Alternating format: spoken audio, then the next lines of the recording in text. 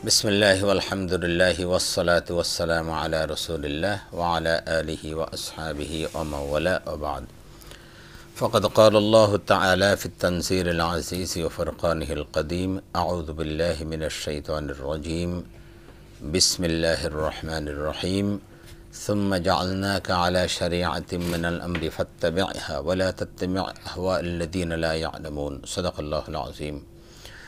সুপ্রিয় দর্শক শ্রোতা, কাছে দূরে বিশ্ব জুড়ে যে যেখান থেকে আমাদেরকে দেখছেন, আপনাদের সকলকে আন্তরিক প্রীতি, শুভেচ্ছা ও স্বাগত জানিয়ে শুরু করছি আপনাদের প্রিয় চ্যানেল বাংলা ভিশনের প্রিয় অনুষ্ঠান সাপ্তাহিক আয়োজন প্রাত্যহিক জীবনে ইসলাম জিজ্ঞাসা ও জবাব। আর বরাবরের মতো আপনাদের সাথে রয়েছে আমি নাজির মাহমুদ। দর্শক, আপনিও চাইলে আমাদের অনুষ্ঠানে সরাসরি অংশগ্রহণ করতে পারেন। সেজন্য আমাদের স্কলে যে নাম্বারগুলো আছে সেখানে আপনাকে ফোন করতে হবে। আপনারা অবগত আছেন যে প্রতি বৃহস্পতিবার ঠিক এই সময় আমরা আপনাদের সামনে উপস্থিত হই, সমসাময়িক গুরুত্বপূর্ণ অথবা জীবন ঘনিষ্ঠ কোনো বিষয় নিয়ে আলোচনা করি এবং আপনাদের প্রশ্নের জবাব দিয়ে থাকি। আজ আমরা তেমন একটি গুরুত্বপূর্ণ বিষয় নিয়ে আলোচনা করব, আর তা হলো ইসলামী সংস্কৃতির গুরুত্ব ও তাৎপর্য। আমরা আসলে সংস্কৃতি কথাটা শুনলেই মনে হয় কিছু ঢোল তবলা গান বাজনা ইত্যাদি ইত্যাদি। আসলে ব্যাপারটা তা নয়। সংস্কৃতি হলো মানুষের গোটা জীবনের যে রেজাল্ট, গোটা যাপিত জীবনের যে কর্মসূচি, এটাই মূলত সংস্কৃতি। এই জন্য একটা আদর্শ জাতি, একটা পরিশীলিত জাতি, তার সংস্কৃতির দ্বারা বোঝা যায় যে তারা কতটা পরিশীলিত, কতটা মার্জিত। সেজন্য আমাদের সংস্কৃতি কি কেমন হওয়া উচিত আমরা সে বিষয়ে আলোচনা করব। বিশেষ করে ইসলামী সংস্কৃতি কি বলে, ইসলাম কি বলে, সেই জায়গাটা ইনশাল্লাহ আমরা আলোচনা করব। এই গুরুত্বপূর্ণ বিষয়ের আলোচনা নিয়ে আমাদের আজকে স্টুডিওতে উপস্থিত হয়েছেন বিশিষ্ট ইসলামী চিন্তাবিদ, শিক্ষাবিদ এবং মিডিয়া ব্যক্তিত্ব হযরত মাওলানা মুফতি ওসমান গনি সালেহী, প্রধান মুফতি দারুন নাজাত সিদ্দিকিয়া কামিল মাদ্রাসা। আসসালামু আলাইকুম ওয়া রাহমাতুল্লাহি ওয়া বারাকাতুহু। আসসালামু ওয়া রাহমাতুল্লাহি ওয়া বারাকাতুহু। আমাদের সাথে আরও রয়েছেন বিশিষ্ট ইসলামী চিন্তাবিদ, শিক্ষাবিদ হযরত মাওলানা ডক্টর মোহাম্মদ হায়দার আলী আকন্দ, খতিব বাইতুল মামুর জামে মসজিদ। আসসালামু আলাইকুম ওয়া রাহমাতুল্লাহ। ওয়ালাইকুম আসসালাম ওয়া রাহমাতুল্লাহি ওয়া বারাকাতুহু। আমি প্রথমে ওসমান গনি সালেহী আপনার কাছে আসছি যে আসলে সংস্কৃতি বিষয়টা কি, এইটা যদি আপনি বলতেন। ধন্যবাদ আপনাকে। আপনি জানেন যে ইসলাম হচ্ছে একটি কালজয়ী আদর্শের নাম। Islam is not only religion but also complete code of life. ইসলাম শুধুমাত্র একটা ধর্ম সর্বস্ব নয়, বরং মানবের প্রতিটি সেক্টর নিয়ে কথা বলে। কিন্তু ইসলামের যে সংস্কৃতি, মনে রাখবেন, যেখানে মানবতা রয়েছে, যেখানে কল্যাণ রয়েছে, সেটা কিন্তু ইসলাম কখনো আর সেখানে কথা বলে নাই, এমনটি কখনো খুঁজে পাওয়া যায় না। আল্লাহ সুবহানাহু ওয়া তাআলা পবিত্র কোরআনুল কারীমের সূরাতুল জাসিয়ার 18 নম্বর আয়াত যেমনটি আপনি কোট করেছেন যে সুম্মা জাআলনাকা আলা শারীআতিন মিনাল আমর, আমি আপনার জন্য একটা ম্যানিফেস্ট করেছি, একটি শরিয়া, একটি নিয়ম, একটি বাউন্ডারি দিয়েছি আপনার জন্য। ফাত্তাবে, আপনি এই বাউন্ডারিকে ক্রস করবেন না, এই বাউন্ডারিটা আপনি ইত্তেবা করুন, অনুসরণ করুন।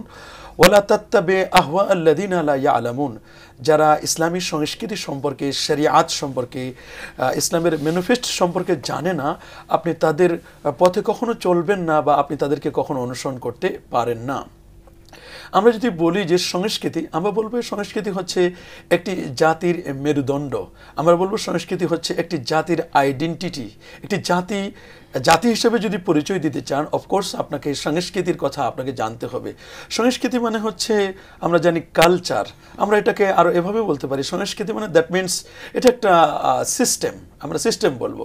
তা আমরা এক সময় আমাদের এমন একটা মিস আন্ডারস্ট্যান্ডিং আছে বা মিস কনসেপশন আছে এভাবে, যে সংস্কৃতি মানে ঢোল তবলা রাখি বা বিভিন্ন ধরনের গান বাজনা, এগুলোকে আমরা সংস্কৃতি বলে আমরা চিনি বা জানি।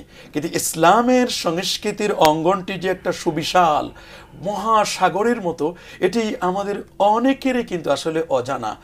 আসলে যেমন আমরা সংস্কৃতি বলতে কি বুঝি, দেখুন আপনি বিবাহের যে সিস্টেমটি, এই যে বিবাহ পদ্ধতি, মুসলিমদের বিবাহ সিস্টেমটি একরকমের, হিন্দুদের ও মুসলিমদের বিবাহ সিস্টেম আরেক রকমের, খ্রিস্টানদের বিবাহ সিস্টেম আরেক রকম। তা আমরা যদি এটাকে এভাবে বলি যে মুসলিমরা যে সিস্টেমে বিবাহ পদ্ধতিতে তাদের ইজাব এবং কবুল হয় এবং এখানে একটি খুতবা হয়, সেখানে আপ্যায়নের ব্যবস্থা থাকে, যে এই যে সিস্টেমটি, এটাকে আমরা বলবো মুসলিম কালচার বা মুসলিম সংস্কৃতি। আমরা এটা হিন্দু ভাইদের বা হিন্দুদের যে সিস্টেমটা, তারা যে সিস্টেমে বিবাহ বন্ধনে তারা আবদ্ধ হয়, আমরা বলবো এটা তাদের সংস্কৃতি। তো এই যে সংস্কৃতি, এগুলো কিন্তু আমরা সংস্কৃতি বলতে পারি। তো মূলত কথা হচ্ছে ইসলামের যে সংস্কৃতি রয়েছে, ইসলামের সংস্কৃতিটা এটি কিন্তু পবিত্রতার কথা বলে, এটি সত্যাশ্রিত সংস্কৃতি যেটা, সেটা ইসলামের মধ্যে সত্যাশ্রিত বিষয়গুলো রয়েছে, এখানে মিথ্যাশ্রিতর কিচ্ছু নেই। বরং ইসলামের সংস্কৃতি একটা বিশাল একটা ওয়াইড একটা, যেমন পেয়ারা নবী রাসূল করিম সাল্লাল্লাহু আলাইহি ওয়াসাল্লাম তিনি যে সংস্কৃতির কথা বলেছেন, আমরা তো অনেকে মনে করি যে আসলে ইসলামে মনে হয় কোনো বিনোদনের কোনো জায়গা নেই, কিন্তু পেয়ারা নবী রাসূল করিম সাল্লাল্লাহু আলাইহি ওয়াসাল্লাম তিনি এমন ওয়াইডফুল একজন নবী, লা ইউমকিনু থানাউ কামা কানা হাক্কুহু বাদা আজ খোদা বুজুর্গতুই কিসসা মুখতাসার। যখন রাসূল করিম সাল্লাল্লাহু আলাইহি ওয়াসাল্লামের সামনে শত শত সাহাবায়ে কেরাম যখন প্রেজেন্ট ছিলেন, নবীজি এত ওয়েটফুল নবী, নবীর যে শান যে মান, আল্লাহর পরে যে নবীর মর্যাদা, সেই নবীজি সাল্লাল্লাহু আলাইহি ওয়াসাল্লাম এর মজলিসে সাহাবায়ে কেরাম যখন বসতেন তারা একটু ইতস্তত বোধ করতেন যে এত বড় ওয়েটফুল একজন নবী, এত বড় শানওয়ালা একজন নবীর সামনে আমরা বসবো, তাদের এই মজলিসটি যেন একটু হালকা হয়। সাহাবায়ে কেরামদের সাথে নবীজি মাঝে মধ্যে একটু বিনোদন করতেন। তবে ইসলামের যে বিনোদন, এখানে কোনো মিথ্যাশ্রিত কিছুই নেই, বরং সত্যাশ্রিত। যেমন একটি বিনোদন করতেন নবী পাক সাল্লাল্লাহু আলাইহি ওয়াসাল্লাম, তিনি একদিন বলছেন যে কাতালাল মুয়াজ্জিনু আল মুয়াজ্জিনা, যে এক মুয়াজ্জিন আরেক মুয়াজ্জিনকে হত্যা করলো। তে অবাক হয়ে গেল সাহাবায়ে কেরাম যে আসলে এটা কেমন কথা, একজন মুয়াজ্জিন আরেকজন মুয়াজ্জিনকে হত্যা করতে পারে, এটা সম্ভব? তখন আল্লাহ নবী ব্যাখ্যা দিলেন যে দেখো, হযরতে বিলাল রাদিয়াল্লাহু তাআলা আনহু তিনি একটা মোরগ জবাই করলেন। তো হযরতে বিলাল রাদিয়াল্লাহু তাআলা তিনি তো একজন মুয়াজ্জিন, আর মোরগ তো সবাইকে ডাকে সুবহুন কুদ্দুসুন ওয়া রাব্বুনা ওয়া রাব্বুল মালাইকাতি ওয়ার রূহ। তো এটা শুনে সাহাবায়ে কেরাম একটা মুস্কি হাসি দিলেন। তো এই যে রাসূল আকরাম সাল্লাল্লাহু আলাইহি ওয়াসাল্লাম তাদের জন্য একটু বিনোদন করলেন। আবার আরেকটা ঘটনা ঘটলো যে রাসূল আকরাম সাল্লাল্লাহু আলাইহি ওয়াসাল্লাম তিনি বসা ছিলেন, এই মুহূর্তে একজন বুড়িমা আসলেন। বুড়িমা এসে জিজ্ঞেস করলেন, বাবা আমি তো একবার বয়োবৃদ্ধ হয়ে গেছি, এই মুহূর্তে আমার একটি বাহন প্রয়োজন, একটা উট দেওয়া যাবে কিনা? রাসূল করিম সাল্লাল্লাহু আলাইহি ওয়াসাল্লাম বুড়িমার ব্যাপারে নির্দেশনা দিলেন যে সাহাবীরা ওই বুড়িমাকে একটা উটের বাচ্চা দাও। বুড়িমা একটু হেসে দিলেন, একটু মনটা খারাপ করলেন, বলেন যে আমি এমনি তো বয়োবৃদ্ধা একজন নারী, আমাকে যদি উটের বাচ্চা দেওয়া হয় তাহলে আমি তো মূলত উট চেয়েছি যে তার উপর আমি আরোহণ করব, চড়বো এবং ট্রান্সপোর্ট করবো, এক জায়গা থেকে আরেক জায়গায় আমি যাব, আমার কমিউনিকেশনটা ইজি হবে, কিন্তু আপনি আমাকে একটা উটের বাচ্চা দিবেন। রাসূল আকরাম সাল্লাল্লাহু আলাইহি ওয়াসাল্লাম মুস্কি হাসি দিয়ে বলেন, মা পৃথিবীতে এমন কোনো উট নেই যে উট কারো না কারো বাচ্চা, তো উটের বাচ্চা তো অবশ্যই, উটের বাচ্চা ছাড়া তো কখনো বড় উট হতে পারে না। নবীজি একটু বিনোদন করলেন। আবার একদিন হযরত আবু বকর সিদ্দিক রাদিয়াল্লাহু তাআলা আনহু তিনি চলছেন, আরেক পাশে হযরত ওমর ফারুক রাদিয়াল্লাহু তাআলা আন তিনিও চলছেন। তো দুইজনে খুব টল ফিগার ছিলেন। তো মাঝখানে চলতেছেন হযরত আলীউল মুরতাদা রাদিয়াল্লাহু তাআলা আনহু। সাহাবীদের তানকিদ করা যাবে না, তো উনি একটু শর্ট ছিলেন। তো উনি শর্ট থাকার কারণে নবীজি সাল্লাল্লাহু আলাইহি সাল্লাম এবং হযরত ওমর বললেন যে আলী আপনি কেমন, আপনি হচ্ছেন আরবিতে লানার মতো, লামটা যেমন উঁচা থাকে আর নুন আলিফটা একটু উঁচা থাকে, এদিকে এক পাশে নুন আলিফ আরেকদিকে লাম, এটাও লম্বা এটাও লম্বা, দুই লম্বার মাঝখানে নুন আছে, আপনি হচ্ছেন নুনের মতো, আরবি অক্ষরে নুনের মতো, লানার নুন। তখন হযরত আলী রাদিয়াল্লাহু তাআলা বলেন, শোনেন যদি এই পাশেও লম্বা এই পাশেও লম্বা, এ পাশে লাম এ পাশে নুন আলিফ, তবে নুন যদি বাদ দিয়ে যায় তাহলে কিন্তু লামের পর একটা আলিফ থাকে, লা হয়ে যায়, আপনার দুজনের কোনো অস্তিত্ব থাকবে না যদি আলী না থাকে। এই যে একটু মুস্কি হাসি দিলেন, অসম্ভব সাহাবায়ে কেরাম বিনোদন করলেন, এবং এটি ছিল খুব সত্য বিনোদন। এই জন্য ইসলামের যে কালচারটা, এই কালচারটা ইসলামী কালচার, এটা কখনো মানুষকে অসভ্য বানায় না, বরং অপসংস্কৃতি মানুষকে নির্লজ্জ বানায়, মানুষকে অপসংস্কৃতি মানুষকে সত্য পথ থেকে বিচ্যুত করে। আমরা আসবো এখানে একটা ফোন নিয়ে আসবো। দর্শক আসসালামু আলাইকুম। হ্যালো, আসসালামু আলাইকুম। ওয়ালাইকুম আসসালাম, কে বলছেন, কোত্থেকে বলছেন? আমি তোফাজ্জল হোসেন ঝিনাইদহ থেকে বলছি। তোফাজ্জল ভাই আপনার প্রশ্ন। আমার প্রশ্ন হলো, যারা আমাদের বাংলাদেশি যারা প্রবাসী আছে এদের হজ করতে কি কোনো আইনি জটিলতা আছে কিনা? আর একটা প্রশ্ন হলো, যারা উমরা করে তাদের উপর নাকি হজ ফরজ হয়ে যায়, এটা সত্য কিনা? জি, আপনি আমাদের সাথে থাকুন, ইনশাআল্লাহ জবাব দিব। যে আমি প্রথমে হায়দারের কাছে আসছি, দুটো প্রশ্ন আমাদের ভাই করেছেন। একটা হলো বাংলাদেশি যারা বিদেশে আছে তাদের হজ করতে কোনো বাধা আছে কি না।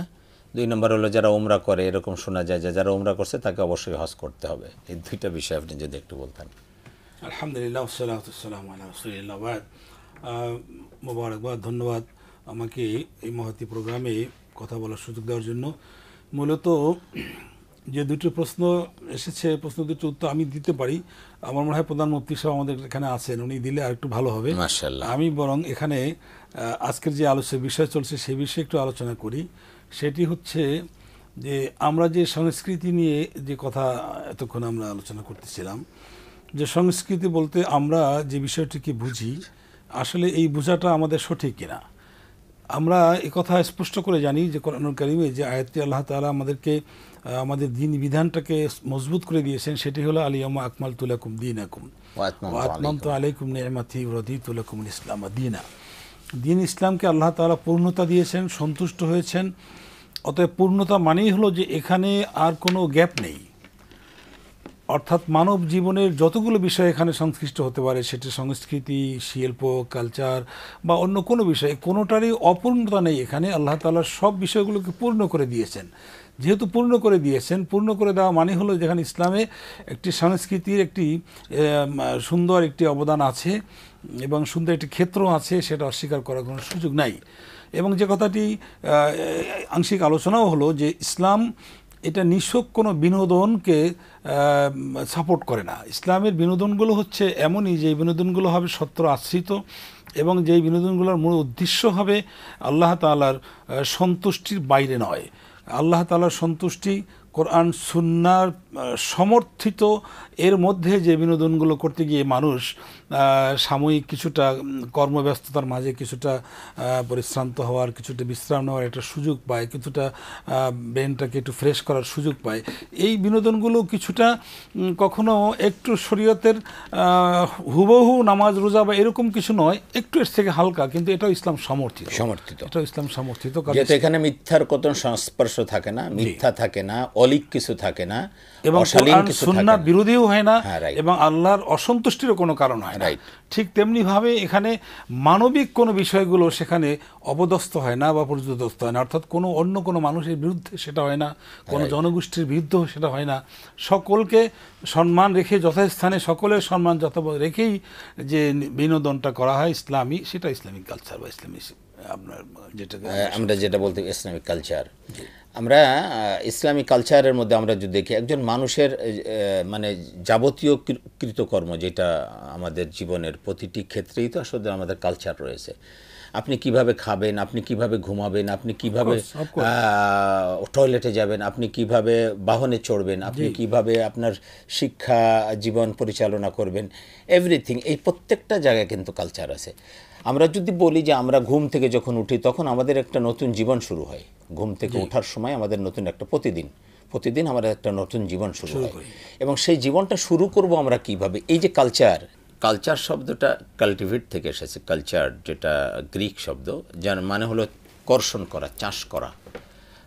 তো চাষ করে মানে বন্ধুর জমিকে যেমন চাষ করে ইয়া করা হয়, সেটাকে উপযুক্ত করা হয় ফসলের, ঠিক তদ্রূপ মানুষের মধ্যে যে খারাপ বিষয়গুলো রয়েছে সেটাকে চাষ করে, অর্থাৎ কালচার করে সেটাকে একটা সুসভ্য জাতি তৈরি করা, এটা হলো কালচার, বা আমরা যদি বলি সংস্কৃতি। তো এখন আমরা সংস্কৃতির নামে যেগুলো দেখি, যে অপসংস্কৃতি বলতে পারি আমরা, যে নির্লজ্জতা, বেহায়াপনা, এই জাতিকে আস্তে আস্তে আস্তে আস্তে নির্লজ্জতার দিকে কালচারের নামে, এই উগ্র কালচার, উগ্র সংস্কৃতি দিয়ে জাতিকে যে খারাপের দিকে ধাবিত করা হচ্ছে, এটার ব্যাপারে আপনি কি বলবেন? জি, আলহামদুলিল্লাহ। আমরা মূলত এটি হচ্ছে আমাদের ইসলামিক কালচার। যে আমরা এই প্রোগ্রামটা আলোচনা চলতেছিল, নামাজের সময় হয়ে গেল, আমরা নামাজের জন্য বিরতি দিয়ে নামাজ পড়তে গেলাম। অর্থাৎ ইসলামিক কালচারটা এমনই হবে যে সেখানে ধর্মীয় কোনো বিষয়কে অবজ্ঞা করা হবে না, অবহেলা করা হবে না, ছেড়ে দেওয়া হবে না। রাইট। অর্থাৎ এই বিষয়টিকে যদি আপনি মানতে চান যে আমি যে চর্চাটি করব আমার জীবনে, সেটা বিনোদনমূলক হোক, শিল্প সংস্কৃতি ইত্যাদিতে হোক, যেখানেই হোক, সেটি যেন আমার রব আমাকে যে জন্য সৃষ্টি করেছেন সেই মূল লক্ষ্য থেকে যেন আমরা বিচ্যুত হয়ে না যাই।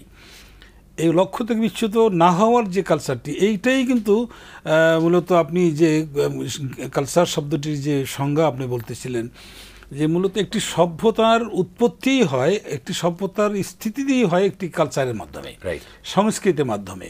এবং এটার ক্ষেত্রে যদি বলতে চান যে ইসলাম এমন একটি কমপ্লিট কোড অফ লাইফ এবং কমপ্লিট কোড অফ ওয়ার্ল্ড, এটা এমন একটি সারা বিশ্বের জন্য একটি এমন একটি জীবন বিধান যেখানে অপূর্ণতা বলতে কিছু নেই, সেখানে অন্য কারো কিছু ধার করার প্রয়োজন নাই, এবং ধার করবেনই বা কেন, যেখানে রাসূল পাক সাল্লাল্লাহু আলাইহি ওয়াসাল্লাম স্পষ্ট করে বলতেছেন খালিফিল ইয়াহুদ আন নাসারা মান তাশাব্বাহা বিকওমিন ফাহুয়া মিনহুম, এই জাতীয় যে হাদিসগুলো আছে যেখানে অন্য জাতি বিজাতীয়র সাথে সাদৃশ্যতা রাখাটাকে নবীজি এতই ঘৃণা করলেন যে তাদের দলভুক্ত বলে দিলেন, যেটা যেন তাদের দলভুক্ত হয়ে যাওয়ার মতন। তো এই কারণেই মুসলমানরা কখনো বিজাতীয় কোনো কালচারে তারা আপ্লুত হবে না, ঝুঁকে পড়বে না, বরং তারা যেই কালচারটাকে অবলম্বন করে সেটা যেন কোরআন সুন্নাহর আলোকে পরিবর্তিত হয়, এবং সেটা যেই রাষ্ট্রেরই হোক না কেন, যেই দেশেরই হোক না কেন, সেখানে যেন তার এই কালচার করতে গিয়ে অন্যের কোনো ক্ষতির কারণ না হয়, অন্যের কোনো বাধার কারণ না হয়, অন্যকে যেন বিরক্ত না করে। এবং সেক্ষেত্রে যেন আপনি যে কথাগুলো বলছিলেন যে একজন মানবীর যে শালীনতা বোধ, এটা যেন ক্ষুণ্ণ না হয়। আমরা যে কালচার নামে যে জিনিস দেখছি সেটা তো, এগুলো তো সম্পূর্ণ আমরা এখানে আলোচনা করতে চাইও না, এটা সকলেই জানেন যে এগুলো হচ্ছে সব মানব জাতিকে কাপড় মুক্ত করা, উচ্ছৃঙ্খল করা, এইভাবে করে একটা জাতিকে বিশৃঙ্খলার ভিতরে নিয়ে যাওয়া এবং অন্যান্য বাজে আচরণগুলো তাকে অভ্যস্ত করার জন্য যে কালচারগুলো করা হয়, সেক্ষেত্রে একেবারে আপনি ডিরেক্টলি বলতে পারেন যে আমরা যদি ইসলামিক কালচারকে অনুসরণ করি, ইসলামিক সংস্কৃতিকে অনুসরণ করি, তাহলে এই জাতীয় দুরাচারমূলক যে কাজগুলো, যেই কাজে আমাদের জাতি বিভ্রান্ত হচ্ছে, যেই কাজে আমাদের যুব শ্রেণী ক্ষতিগ্রস্ত হচ্ছে, তারা নেশাগ্রস্ত হচ্ছে, তারা মা বাবার অবাধ্য হচ্ছে, তারা অন্যান্য বিপদগামী হচ্ছে, এই সমস্ত আচরণগুলো আমরা মূলত পরিহার করতে পারি যদি আমরা ইসলামিক কালচারে চলে আসতে পারি। চমৎকার বলছিলেন। আমি মৌলানা ওসমান গনি সালিহি আপনার কাছে আসছি। আমাদের দুটো প্রশ্ন আছে, প্রশ্নের জবাব দিয়ে আমরা ইনশাআল্লাহ আলোচনা করব। প্রশ্ন হচ্ছে, উনি বলছেন যে বিদেশে যারা থাকে, দেশের বাইরে, তাদের হজ করার ব্যাপারে কোনো বাধা আছে কিনা, বা কিভাবে তারা হজ করতে পারে, বিষয়টা যদি বলতেন। আসলে প্রবাসী যারা জীবনযাপন করছেন তাদের হজের অবশ্যই সিস্টেম রয়েছে। তিনি যে দেশ থেকে হজ করতে চান সে দেশের যে রুলস রয়েছে সেই রুলসগুলোকে ফলো করে, এবং সৌদি আরবের হজ মন্ত্রণালয় থেকে তাদের যে একটা ইনস্ট্রাকশন দেওয়া হয়, সেই ইনস্ট্রাকশন মেনেই তিনি হজটি তিনি পরিচালনা করবেন, হজ করবেন তিনি। তবে তারপর হজ ফরজ হতে হবে। ওয়ালিল্লাহি আলান নাস হিজ্জুল বাইত মান ইসতাতা ইলাইহি সাবিলা মান মালাকা যাদা ওয়া রাহিলা আল্লাতী তুবাল্লিগুহু ইলা বাইতিল্লাহিল হারাম। এই ক্যাটাগরি বা এই ক্যাপাবিলিটি যদি তার থাকে, তাহলে অফকোর্স তারপর হজ এটা অব্লিগেটরি ফরজ হবে। এবং হজ করতে গিয়ে তিনি ডিলে করবেন না, মনে করবেন যে না পরের বছর নেক্সট ইয়ারে, এরকম ডিলে করবেন না। কারণ রাসূল আকরাম সাল্লাল্লাহু আলাইহি ওয়াসাল্লাম বলেছেন, কখন তোমার মৃত্যু চলে আসবে তুমি জানো না। এই জন্য হানাফি মাযহাব মতে হজ ফরজ হওয়ার সাথে সাথে সেটি আদায় করে নেওয়া। আমাদের ভাইয়ের প্রশ্নটা এরকম ছিল যে আসলে যারা সৌদিতে আছে, বিশেষ করে সৌদি আরবে আসে, তাদের হজ করার ব্যাপারে কোনো, এখন তাদের ব্যাপারে নিয়ম হলো যে যারা সৌদিতে থাকেন, সৌদি মন্ত্রণালয়ের পক্ষ থেকে যেহেতু মানুষের প্রচণ্ড ভিড় হয়, বিশেষ করে 30 লক্ষ 40 লক্ষ মানুষ হয়, এই জন্য ওই সময় হজ করতে হলে পরে এখন একটা সিস্টেমে তারা এনেছেন, সেই সিস্টেমকে ফলো করতে হবে। আপনি যে দেশেই থাকেন, সৌদিতে থাকেন, ইটালি থাকেন, আমেরিকা থাকেন, অবশ্যই ওই দেশের সরকারের যে নিয়ম এটা মেনে আপনাকে হজ করতে হবে। এক সময় এমন ছিল যে যে কেউ হজের দিন চলে যেত, এখন আর সেটা পারবে না। এখন নিয়ম এবং রুলস রেগুলেশন আছে, এগুলো মেনেই তাকে হজ করতে হবে। কোটার ভিতরে আসতে হবে, বিধির মধ্যে থাকতে, বিধির বাইরে কোনো সুযোগ নেই। ওনার আরেকটা কিন্তু প্রশ্ন ছিল যে উমরা করলে হজ ফরজ হয়ে যায় এরকম। আসলে উমরার সাথে হজ ফরজ হওয়া না হওয়ার এই বিষয়টি কিন্তু রিলেটেড নয়, বরং এখানে বিষয়টি রিলেটেড হচ্ছে তার মালিকানা। সে যদি মূলত অর্থের মালিক হয়, মালাকা জাদান ওয়া রাহিলা, জাত তার পাথেও যদি থাকে, সে ফিরে আসবেন, যাবেন, আসবেন, এবং মান ইসতাতা ইলাইহি সাবিলা, সেই ইসতাতাতে ব্যাখ্যায় বলা হয়েছে মালাকা জাদা ওয়া রাহিলা, মানে শারীরিক এবং আর্থিক দুইটা সম্পর্ক। বিমান খরচ, রাহিলা বলতে বাহন বলতে এখানে তো বিমান খরচ। তো এই দুটো যদি তার থাকে তাহলে তারপর হজ ফরজ হবে। তবে কেউ যদি অব্লিগেটরি করে নেয় তারপর হজ ফরজ না, মনে করে যে ওমরা তো 1,20,000 টাকা বা আরো কম টাকায় ওমরা করা যায়, এটা হজের কায়েম মুকাম হিসাবে একটা মিনি হজ করে আসবে, এইরকম কনসেপশন কিন্তু মানুষের মধ্যে আছে। না, ওমরার মাধ্যমে কখনো হজ আদায় হবে না। তবে নিজের উপর কোনো কিছু চাপিয়ে নেবেন না। ওলামায়ে কেরাম কেউ বলেছেন যে যেহেতু আপনার সামর্থ্য আছে, আপনি মক্কা শরীফ পর্যন্ত পৌঁছতে পারেন, এই জন্য সস্তায় ওমরা করে নেবেন আর হজ করবেন না, এটা যেন না হয়। ওলামায়ে কেরাম এবারে খুব সতর্ক করে দিয়েছেন। কারণ হজ হচ্ছে এটা ফরজ ইবাদত, আর ওমরা তো সুন্নাহ, এটা না করলে গুনাহগার হবে না। কিন্তু হজ যার উপরে ফরজ হয়েছে সে যদি আদায় না করে তাহলে সে অবশ্যই গুনাহগার হয়ে যাবে। যে আমরা যে আলোচনার মধ্যে ছিলাম, যে সংস্কৃতি নিয়ে আমরা আলোচনা করছিলাম, আমাদের হায়দার ভাই চমৎকার বলছিলেন যে আসলে ইসলামী সংস্কৃতিটা কি, যেটা আমাদেরকে আসলে মূলত সভ্যতা শিখায়। তো এখন সংস্কৃতির নামে আমরা আমাদের দেশে বা বিভিন্ন জায়গায় দেখছি সংস্কৃতির নামে মানুষদেরকে উন্মাদনার শিক্ষা দেওয়া হচ্ছে মানুষদেরকে। মানে আমি যদি খুব খোলাখুলি বলি তো সেটা হলো অসভ্য জাতিতে পরিণত করার একটা প্রতিযোগিতা চলছে। তো এই জায়গাটা আপনি কি বলবেন যে আসলে আমরা কোথায় যাচ্ছি, কি করা উচিত ছিল, বা ইসলামিক কালচার আমাদেরকে কিভাবে সে পথ থেকে ফেরাতে পারে? মানুষের কিন্তু বিনোদনের দরকার আছে, তো আমরা কিভাবে সেখান থেকে? যথার্থই বলেছেন যে উন্মাদনা সৃষ্টি করছে এবং মানুষদেরকে আসলে বেমালুম তারা ইসলামী সংস্কৃতিকে এটা ভুলে যাচ্ছে। এটা কেন হচ্ছে, এর পেছনে কারণটা কি, হোয়াট ইজ দ্য রিজন? আমরা রিজনটা যদি বের করতে পারি সেটা হলো যে মানুষের এখন নলেজের কোনো অভাব নাই। ইলিট পারসন বা ইলিট ফ্যামিলি থেকে উঠে আসা ইয়ং স্টার যারা, এই ইয়ংগুলো তাদের কিন্তু নলেজের যথেষ্ট পরিমাণ নলেজ আছে, তাদের এক্সপিরিয়েন্স আছে, তাদের অ্যাকনলেজমেন্ট আছে, সব কিছু ঠিক আছে, কিন্তু তাদের একটা উইজডম, প্রজ্ঞা, এটার কিন্তু বড় অভাব। এই জন্য ইলমের সাথে, জ্ঞানের সাথে যখন হেলেম, আদব, শিষ্টাচার, ইসলামিক কালচার এগুলো যখন যুক্ত হবে তখন এই মানুষটি উন্মাদনা ছড়াবে না, তখন সে অপসংস্কৃতির বেড়াজালে সে আবদ্ধ হবে না। ইসলাম যে কালচারটা শিক্ষা দেয়, এই কালচার কখনো তাকে মানবতার অকল্যাণ হয় এরকম কোনো কাজ তাকে শেখাবে না, বরং ইসলামিক কালচার তাকে সত্যাশ্রিত বিষয়গুলোকে স্মরণ করে দিবে। আমি মনে করি যাদের জ্ঞান আছে কিন্তু তাদের সংস্কৃতির অভাব, ইসলামী সংস্কৃতির অভাব, ইসলামী তাহাজিব তামাদ্দুনের অভাব, তারা আমি মনে করি একটি গাড়ির মতো, যে গাড়িটি নিঃসন্দেহে উপকার, তার ট্রান্সপোর্ট বা কমিউনিকেশন গ্রো করবে, সবই ঠিক আছে, কিন্তু গাড়িটি যখন ব্রেক ফেল করে এই গাড়িটি কিন্তু তখন আর আমার জন্য উপকার হয় না। গাড়িটা যখন ব্রেক ফেল করে, এই জন্য ইসলামের নিয়ম দেখেন, যেখানে আল্লাহ তাআলা পিক আপ দিয়েছেন বা যেখানে যারা গাড়ি বানিয়েছেন, যেখানে একটা পিক আপ আছে, পিক আপের সাথে কিন্তু একটা ব্রেক দেওয়া হয়েছে। পিক আপ আপনাকে হাই র্যাঙ্কে উঠাবে, আপনি অনেক উপরে উঠতে পারবেন, কিন্তু আপনার উপরে উঠার পরে যেন আবার ধস করে আপনি থপ করে যেন পড়ে না যান, এই জন্য পাশে একটা ব্রেক রাখা, কন্ট্রোলিং করার জন্য, কন্ট্রোলিং পাওয়ার একটা ব্রেক রাখা হয়েছে। মানুষের জ্ঞান গরিমা তাকে অনেক উপরে উঠাবে, তার নলেজ তাকে অনেক উপরে উঠাবে, কিন্তু এই নলেজটাকে মানে ব্যালেন্স করবার জন্য তাকে কিন্তু একটা ব্রেক দেওয়া হয়েছে। এই ব্রেকটা যখন ফেল করবে, ব্রেক ফেল করলে মানে ক্ষতিটা কি, যে গাড়িটি আমার জন্য উপকারী ছিল সেই গাড়িটি এখন গাড়িটি যেমন ক্ষতিকর, গাড়ির যাত্রী যারা আছেন তাদের জন্য ক্ষতিকর, এবং ড্রাইভার যিনি আছেন, যিনি ড্রাইভ করছেন, এটাকে পরিচালনা করছেন, তার জন্য তার জীবনটা কিন্তু ঝুঁকিপূর্ণ, এবং যাদের সাথে তিনি অ্যাটাচমেন্ট হচ্ছেন, যাদের সাথে যেখানে গিয়ে গাড়িটি যেখানে ধাক্কা খাবে তাদের জন্য কিন্তু ক্ষতিকর। তা আমি মনে করি বর্তমান ইয়ং যারা আছে বা যারা সংস্কৃতির নামে অপসংস্কৃতির স্লোগান দিচ্ছে, একসময় মানুষ মনে করতো কি যে না, গান এটি বাদ্য ছাড়া অসম্ভব, কিন্তু গান বা ইসলামিক গান এটি যে বাদ্য ছাড়া অসম্ভব সেটা কিন্তু বাংলা ভিশন দেখিয়ে দিয়েছে। এই যে কোরআনুল কারীমের প্রতিযোগিতা হচ্ছে, মানুষ কিন্তু হামনাতের প্রতিযোগিতা হচ্ছে, ইসলামী কালচার, এটা কিন্তু একটা ইসলামিক কালচার, অবশ্যই কালচার। তো এটা একসময়, তারপরে যে এই যে কলরব বলেন বা জুলফিকার শিল্পগোষ্ঠী বলেন, যতগুলো শিল্পগোষ্ঠী আছে, শিল্পীরা কিন্তু সুন্দর করে ইসলামিক কনসার্ট করছে। ইসলামিক কনসার্টে হচ্ছে লক্ষ লক্ষ মানুষ হতে পারে, এবং ওয়াজ, এটা কি ইসলামিক কালচার।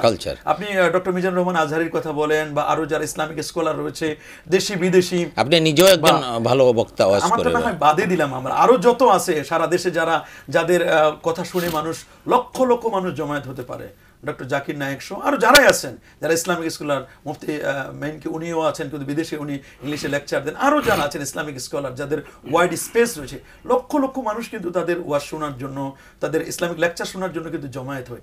এক সময় মানুষ কিন্তু এটাকে কল্পনাই করতো না, ওয়াজের ময়দানে কোনো ভালো মানুষ যাবে এটা কল্পনা করতো। এটা একটা রেভলিউশন হয়েছে, এটা কিন্তু বিশাল একটা মানুষের অন্তরে কিন্তু ভাইব্রেশন তৈরি করেছেন যে না, ওয়াজের ময়দানটাকে আরো খুব ভালো করা যায়।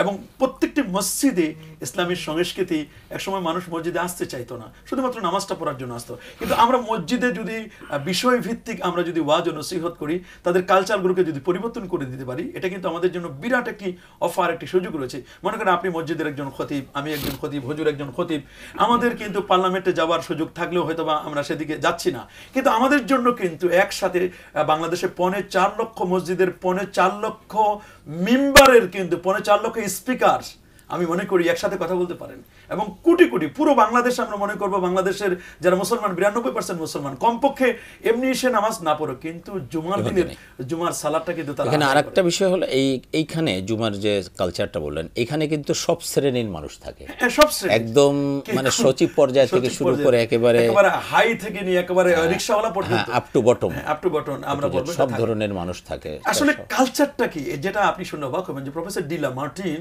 তিনি 14 বছর পর্যন্ত আল্লাহ নবীর 63 বছরের বায়োগ্রাফি তিনি অ্যানালাইসিস করেছেন, এবং তিনি মানে স্ক্যানার দিয়ে তিনি স্ক্যানিং করেছেন এমনটা বলা যায়। তিনি দেখছেন যে আল্লাহ নবীর 63 বছরের প্রতিটি ঘন্টা, প্রতিটি মিনিট, প্রতিটি সেকেন্ড, প্রতিটি মুহূর্ত তিনি গবেষণা করেছেন। তিনি এক পর্যায়ে বললেন যে আমি তাকে নিয়ে গবেষণা করার কি গবেষণা করব, আমি শুধু তার বাথরুমে প্রবেশের সিস্টেমটা আমি গবেষণা করেছি। দেখলাম যে উনি বাথরুমে প্রবেশ করেন বাম পা দিয়ে, প্রথমে ঢুকেন, বের হন তিনি ডান পা দিয়ে। কিন্তু আমি দেখলাম যে ঠিক অপর দিকে অপোজিট সাইড আমরা দেখছি মসজিদে যখন প্রবেশ করবি তিনি মসজিদে প্রথমে ঢুকবেন ডান পা দিয়ে, বের হবেন বাম পা দিয়ে।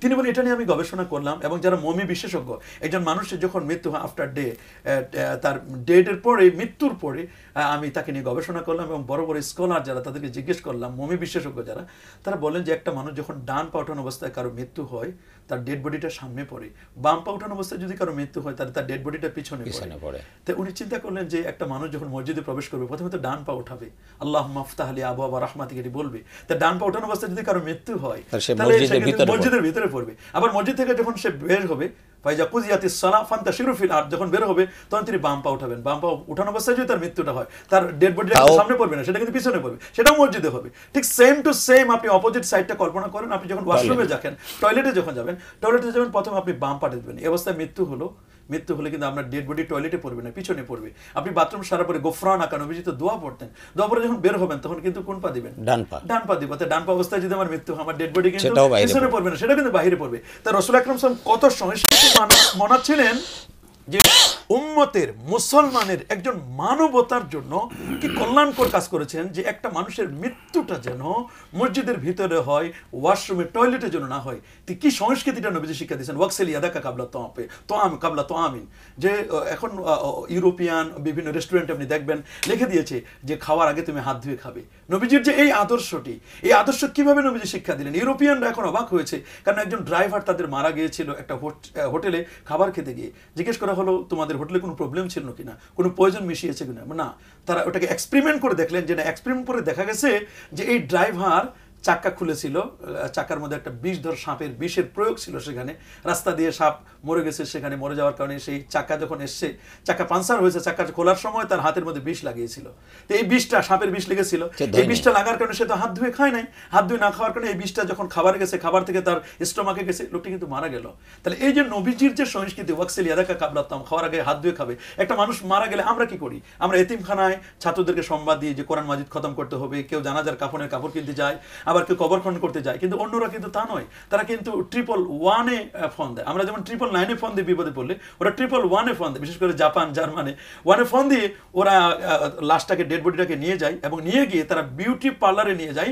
যদি 60 বছর, 70 বছর বা 100 বছরের বুড়ো হয়, তাকে বিউটি পার্লার দিয়ে এত সুন্দর করে সাজিয়ে গুজিয়ে তার চতুর্দিকে ওয়াইন, মদ রাখা হয়, কারণ তিনি এটা অভ্যস্ত ছিলেন। এটা শেষ সময় তিনি কোনটাকে চুজ করবেন এটা জানেন না, এটাকে যাওয়ার সময় তিনি নিয়ে যাবেন। পকেটে একটা ডায়েরি দেওয়া হয়, একটা কলম দেওয়া হয়, এই কলমটি তিনি যদি মুনকারনবী তাকে কোনো আনসার কোশ্চেন করেন, এটা তিনি আনসার দিবেন। এটা তাদের সংস্কৃতি। কিন্তু আমাদের সংস্কৃতি হচ্ছে কি, মারা যাওয়ার পরে আমরা জানাজার নামাজ পড়ি, দোয়া করি, কবরস্থ করি, শোক পালন করি কমপক্ষে 3 দিন। এটা কিন্তু আমাদের সংস্কৃতি। এবং মৃত্যুর 3 দিন পরেও আমরা কিন্তু তার জন্য একটা দোয়া অনুষ্ঠান করি। আবার অমুসলিম হিন্দু যারা, তারা কিন্তু শ্রাদ্ধ বা অন্য সিস্টেমে করে। তাহলে এই যে তাদের একটা সংস্কৃতি রয়েছে, আমাদের কিন্তু আলাদা একটা সংস্কৃতি রয়েছে। আমরা মনে করি ট্যাটু আঁকাইলে বা কপালে কিছু দিলে এটাকে আমরা মনে করি যেটা আমাদের সংস্কৃতি। হ্যাঁ, এটা অন্যদের সংস্কৃতি হতে পারে। আমাকে মনে রাখতে হবে, আগে আমি বাঙালি নয়, আগে আমি মুসলিম। এট ফার্স্ট আই এম মুসলিম, আমি একজন মুসলিম, তারপর আমি বাঙালি। আগে মুসলিম, তারপর বাঙালি। বাঙালি মুসলিম নয়, মুসলিম বাঙালি। আপনার কাছে আসবো আমি। জি হায়দার ভাই, আমরা যে বিষয়ে আজকে আলোচনা করছিলাম ইসলামী সংস্কৃতি, আমরা দেখছি যে দিন দিন আমরা আসলে কোথায় যাচ্ছি, এই বিষয়গুলো আমরা আলোচনা করছি। এখান থেকে আসলে আমরা ফিরে আসতে পারি কিভাবে এখান থেকে আমাদের জাতিকে আমরা ফিরাতে পারি? অবশ্যই অঙ্গনটি সম্পর্কে আমরা যতটুকু বলেছি তার থেকেও বেশি আমাদের শ্রোতারা ভালো জানেন যে চলমান সংস্কৃতি বলে যে বিষয়গুলোকে আমাদের দেশে চাপিয়ে দেওয়া হয়েছে, তা আমাদের সমাজ, আমাদের পরিবার সমাজকে কিভাবে বিধ্বংস করে দিচ্ছে, এটা আমাদের থেকে ওনারা হারে হারে বেশি বোঝেন বলে আমি মনে করি। কিন্তু এখান থেকে আরেকটা যেমন মাদকতা, তারপরে এই যে অশ্লীলতা, মাদকতা, এগুলো এমন ভাবে ছড়ায় পড়েছে, এই চলমান কালচার বা সংস্কৃতি নামে যেগুলো করা হচ্ছে, এগুলোর উৎপাদনই হচ্ছে, এগুলোর অ্যাকশনই হচ্ছে যে তারা এই দিকে যাবে, এই মাদকতার দিকে যাবে, তারা এই নেশাগ্রস্ত হবে, এগুলো তাদেরকে এই পথে নিয়ে যায়। তো এখান থেকে ফিরে আসার যে কথাটি আপনি, আমরা যদি এখানে আরেকটু বলি, আরেকটা কালচার যেমন আমরা পোশাকের দেখি, মানে পোশাকেরও তো একটা শালীন পোশাক আছে, কিন্তু এখন দিন দিন উগ্র পোশাক, অশালীন পোশাক। একটা মানুষ কতটা ভদ্র কিন্তু তার পোশাক দেখে বোঝা যায়, পোশাক দেখলে বোঝা যাচ্ছে কতটা। কিন্তু আমরা কি দেখছি এখন? আমরা বিশ্বের এমন কিছু লোকের কালচারকে পছন্দ করতেছি। একটা উদ্ভট লোক, একটা উদ্ভট ছেলে যে একটা ছেঁড়া প্যান্ট পরে, আমরা সেই ছেঁড়া প্যান্টটাকে আমাদের কালচারে নিয়ে আসছি। কিন্তু এর থেকে ফিরে আসার যে কথাটি আপনি বলতে চাচ্ছেন, সেটি হচ্ছে রাসূল পাক সাল্লাল্লাহু আলাইহি ওয়াসাল্লামের একটি হাদিস, যে কথাটি আমরা আলোচনাও করি প্রায়, লা ইউমিনু আহাদুকুম হাত্তা ইয়াকুনা হাওয়াহু তাবাআন লিমা জিতু বিহি। নবীজি বলেন যে ততক্ষণ পর্যন্ত মুমিন হবে না যদি আমি যে দর্শন নিয়ে এসেছি, আমি যে আদর্শ নিয়ে এসেছি, সেই আদর্শ তুমি যতদিন পর্যন্ত অনুসরণ না করবে। কথা একটা, তোমার ইচ্ছা আকাঙ্ক্ষাটাও, তোমার ইচ্ছা আকাঙ্ক্ষা তুমি বিনোদন করতে চাও, সেটির জন্য অনুগত হতে হবে, নবীজির দর্শনে অনুযায়ী হয়, নবীজির শিখানো পদ্ধতিতে হয়, তা না হলে তুমি মুসলমান হবে না। এখন মূল কথা হচ্ছে, তুমি যদি মুসলমান হিসেবে পরিচিত হতে চাও, এবং এখানে দুনিয়ায় যাই হোক না কেন, কিন্তু মৃত্যুর পরে তো ওখানে যে সার্টিফিকেটটা দেওয়া হবে, সেখানে তো আর কোনো জালিয়াতির সুযোগ নেই যে সেখানে কোনো জালিয়াতি করে পার পেয়ে দেওয়া হবে। তো সেখানে কিন্তু সার্টিফিকেটটা পেতে হলে অবশ্যই ইমানি কালচারটা, ইসলামী জীবনযাপনটাকে কন্টিনিউ করতে হবে, এবং সেক্ষেত্রে অবশ্যই মনে রাখতে হবে যে আমরা আমাদের নবীজির আদর্শ থেকে বিচ্যুত না হই। সেই জায়গায় আমাকে আসলে সবসময় নবীজির আদর্শের উপরে আমাদেরকে থাকা উচিত। এই জন্য বলা হচ্ছে যে ইয়া আইয়ুহাল্লাযীনা আমাত্তাকুল্লাহা হাক্কা তুকাতিহি ওয়া লা তামুতুন্না ইল্লা ওয়া আনতুম মুসলিমুন। মুমিনদেরকে বলছে তুমি মুসলমান না হয়ে মরো না, অর্থাৎ সবসময় ইসলামের উপরে অটল থাকা। যখনই মৃত্যু হয় তখন যেন তুমি একজন পরিপূর্ণ মোমেন হিসেবে, মুসলমান হিসেবে, অর্থাৎ আত্মসমর্পণকারী হিসেবে তুমি আল্লাহর দরবারে উপস্থিত হতে পারো। শুধু এটাও নয়, রাসূল আকরাম সাল্লাল্লাহু আলাইহি ওয়াসাল্লাম এই কথাও বলে দিয়েছেন যে তামুতুন কামা তাহইউন, তোমার জীবনটা যেমন ছিল তোমার মৃত্যুটা হবে তেমন, ওয়া তুবাসুন কামা তামুতুন, তোমার পুনরুত্থানটা সেম টু সেম হবে, তোমার জীবনটা যেমন, মৃত্যুটা যেমন হয়েছিল। আমি সারা জীবন অপকর্ম করলাম আর মরণের সময় রাসূলুল্লাহর জিয়ারত পেয়ে মরব, এই কল্পনা করা কখনো কিন্তু শোভনীয় নয়। এটা আমরা বলি যে একজন মানুষ সারা জীবন ইসলামের বিরোধিতা করছে, সারা জীবন ইসলামের সাথে শত্রুতা করছে, কোরআন হাদিসের অপব্যাখ্যা করছে বা কোরআন হাদিস নিয়ে তুচ্ছতাচ্ছিল্য করছে, এই মানুষটা যখন মারা যাচ্ছে আমরা বলি কি বিসমিল্লাহি ওয়া আলা মিল্লাতি রাসূলিল্লাহ, যে কবরে রাখার সময় কি বলবে, আল্লাহর নামে রসুলের দলে শামিল করে গেলাম, অথচ সারা জীবন রসুলের বিরোধিতা করছে। তুমি এই যে কথাই বলেছে, লেখনিত করেছে। এই জন্য আল্লামা ইকবাল খুব চমৎকার করে বলেছেন যে উনহুকা মাহফিল সাজা রাহা হো, চিরাগ মেরি হয় রাত উনকি, উনহুকা মতলব কাহা রাহা হয়, জবা মেরি হয় বাত উনকি, যে রাতের বেলা চেরাগটা জ্বলে আমার, চারটা কিন্তু আমার, দিনের বেলা সূর্যটা আমার, জবান দিয়েছে আমার, জবা মেরি হয়, জবানটা আমার, বাত উনকি, তুমি স্লোগান দাও আরেকজনের। তুমি যদি অন্য মার্কার স্লোগান দাও সেটা হবে না, তোমার কি স্লোগান, তাওহীদুর রিসালাতের স্লোগান দিতে হবে। এবং আল্লামা ইকবাল খুব আফসোস করে বলেছেন, ওজা মে তুম হো না সারা তু তামাদ্দুন মে হুনুদ, জেনহে দেখে কে শর্মায়ে ইহুদ, খুব তো কহিছ দুনিয়া হতে বিদায় নিচ্ছে মুসলমান, প্রশ্ন আমার মুসলিম সেতা, সে কি আজি বিদ্যমান, চলন তোমার খ্রিস্টানি আর হিন্দুয়ানি তামাদ্দুন, ইহুদিও আজ শরম পাইবে দেখিলে তোমার এসব গুণ। আমরা যখন দুধ কিনতে যাই, গ্রামগঞ্জে দুধ কিনতে গিয়েছি আমি, তা আমাকে এলাকার লোকজন বলে যে হুজুর আপনি হিন্দুর দুধ কিনেন। আমি কেন? হুজুর মুসলমানের দুধের 3 ভাগের 2 ভাগে হচ্ছে পানি। আমি বললাম যে এই কালচারটা তো মুসলিমদের থাকার কথা। যখন সামনে সিয়াম রমজান আসবে, রমজান মাস আসবে, তখন দেখবেন যে আপনি রমজান মাসে আসলে বুটের দাম, সোলার দাম, বিভিন্ন জিনিসপত্রের দাম কিন্তু বাড়িয়ে দিবে।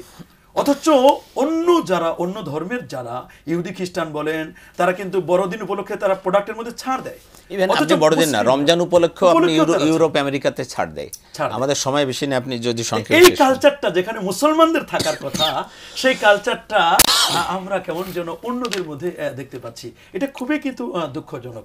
তা আমাদেরকে মনে রাখতে হবে যে এই দিন কিন্তু দিন নয়, আরো দিন আছে।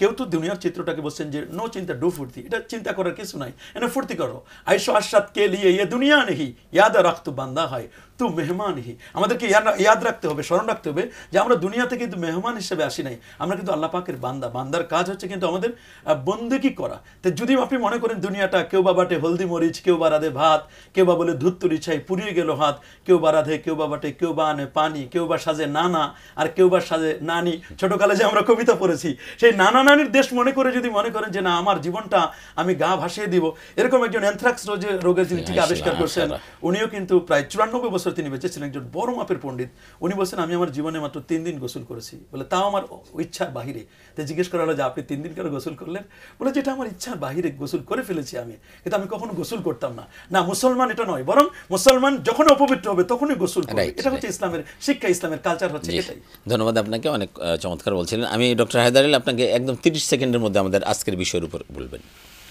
জি আমরা প্রত্যাশা করি যেন এই সংখ্যাগরিষ্ঠ মুসলমানদের এই দেশটি আমরা যেন সংস্কৃতি নামে অপসংস্কৃতি জালে জড়িয়ে না পড়ি আমরা যেন আমাদের ভবিষ্যৎ আমাদের সন্তান আমাদের সূর্য সন্তান আমাদের সন্তানদেরকে আমরা যেন সুপথগামী করি বিপথগামী না করি আমাদের সন্তানদেরকে আমরা যেন মানবতা শিক্ষা দিতে পারি আমরা যেন তাদেরকে প্রকৃত রাসূল পাক সাল্লাল্লাহু আলাইহি ওয়াসাল্লামের যে কালচারটি যে কালচার সারা বিশ্বকে জয় করেছে ধন্যবাদ সেটা যেন অনুসরণ করতে পারি জি আপনাদের উভয়কে ধন্যবাদ চমৎকার বলছেন প্রিয় দর্শক আমরা একেবারে অনুষ্ঠানের শেষ প্রান্তে চলে এসেছি আল্লাহ পাক বলেন আলাম তারা কাইফা দারাবাল্লাহ মাসালান কালিমাতান তাইয়িবাতান কাশাজারাতিন তাইয়িবাতিন আসলুহা সাবিতু ওয়া ফারউহা ফিস সামা তুমি কি লক্ষ্য করো না সেই বাক্যটির দিকে যে বাক্যটি অর্থাৎ লা ইলাহা ইল্লাল্লাহ বাক্যটি এটা দেখো নাই তোমরা এটা কত পবিত্র একটা বাক্য এর শিকড় অনেক নিচে এবং এর শাখা প্রশাখা ব্যাপ্তি মূলত মুসলমানদের অবস্থা হলে তাই কালেমা তৈয়বা এমন একটা বৃক্ষ যা আপনার অন্তরে প্রতীত থাকবে অনেক গভীরভাবে এবং এর শাখা প্রশাখা আপনার জীবন চলার প্রত্যেকটা জায়গায়